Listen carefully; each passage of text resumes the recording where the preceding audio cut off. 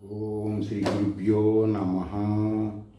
ఈరోజు శ్రీచక్ర నవావరణ గుప్త గాయత్రిలో చెప్పేటువంటి మంత్రం ఓం హ్రీం ఓం కయ్యేయీల ఐం హ్రీం ఐం తీక్షణ భల్లాయ విద్మహే ఐం క్లీం సౌహు హసక హాల క్లీం హ్రీం క్లీం దీర్ఘదండాయ ధీమహి ఐం ఈం ఔహు సకల శ్రీం హ్రీం శ్రీం తన్నో శక్తి ప్రచోదయాత్. ఇది చాలా శక్తివంతమైనటువంటి మంత్రం. పంచదశి కలిసిందంటే ఇక దాని గురించి యాంటీబయాటిక్ లాంటిది. దీంతో పాటు ఏం చేయాలంటే ఆరోగ్యపరంగానే చెప్తానని ఇందాక వీడియోలో చెప్పాను, ఈరోజు వీడియోలో చెప్పడం జరుగుతుంది.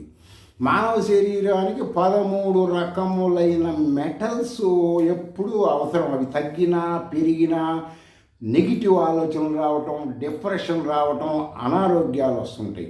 ఈ మంత్ర సాధన శ్రీ విద్యలోకి వచ్చినప్పుడు ఆ జ్ఞానం వస్తూ ఉంటుంది. దాన్ని బట్టి మీరు స్టెప్ తీసుకోవచ్చు. ముఖ్యమైనవి మానవ శరీరంలో జింకు, రాగి, క్రోమియం, ఇనుము, తర్వాత కొన్ని ఇంకా ఇలాంటివి పేర్లతో ఉంటుంటాయి 13 రకాలు.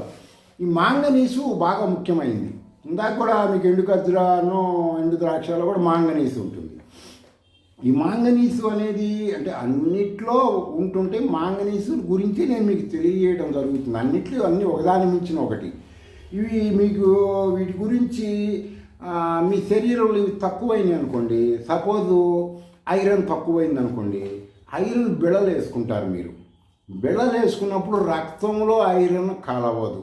ఐరన్ అలా ఒక కాలువలో పైన పాచి పడితే ఎలా ఉంటుందో అలా ఏర్పడుతుంది ట్యాబ్లెట్ల ద్వారా. ఆహారం ద్వారా న్యాచురల్గా రావాలి ఐరన్. అప్పుడు ఏమవుతుంది, ఆహారంలో సి విటమిన్ కలుస్తుంది కదా. కొన్ని మీకు తెలియకుండా మీరు ఆహారంలో సి విటమిన్ తీసుకుంటారు.